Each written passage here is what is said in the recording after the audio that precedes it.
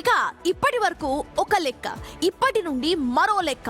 నేను వచ్చాక సిస్టమ్ మారాల్సిందే, అందరి పనితీరులు మారాలి, లేకుంటే కథ వేరేలా ఉంటుంది అని అంటున్నారు ఓ ఆఫీసర్. అసలు ఎవరో ఆఫీసర్, ఏంటా కథ? Let's watch it.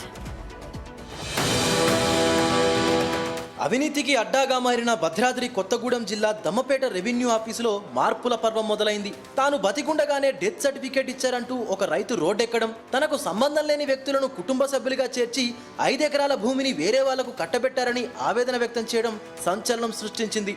గతంలో ఏసీబీ దాడులు జరగడం, సాక్షాత్తు రెవెన్యూ శాఖ మంత్రి పొంగులేటి శ్రీనివాసరెడ్డి కూడా ఇక్కడ ఆకస్మిక తనిఖీలు చేయడంతో దమ్మపేట రెవెన్యూ ఆఫీసు అప్రతిష్ట మూటగట్టుకుంది.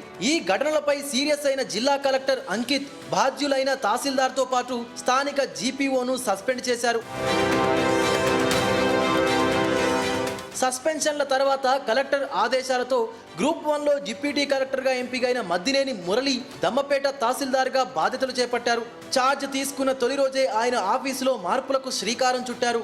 సిబ్బంది అందరూ తమ పద్ధతి మార్చుకోవాలని, ఆఫీసులో జరిగే ప్రతి పని, ప్రతి ఫైలు తన టేబుల్ పైకి రావాల్సిందేనంటూ కఠిన ఆదేశాలు జారీ చేశారు. ఇక నుంచి ఎంఆర్ఓ ఆఫీస్కి సంబంధించి ఏ పనైనా సరే మీరు నేరుగా ఎంఆర్ఓ ఆఫీస్కి వచ్చి మమ్మల్ని సంప్రదించవచ్చు.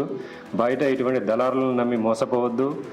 మీ సమస్య ఏదైనా మా వద్దకు తీసుకురండి. చట్ట ప్రకారంగా నిబంధనకు లోబడి సకాలంలో పరిష్కరిస్తాము. అంతటితో ఆగకుండా ఆఫీసులో ఎవరైనా లంచం అడిగితే వెంటనే ఫిర్యాదు చేయాలంటూ గోడలపైన ఫ్లెక్సీలు ఏర్పాటు చేయించారు.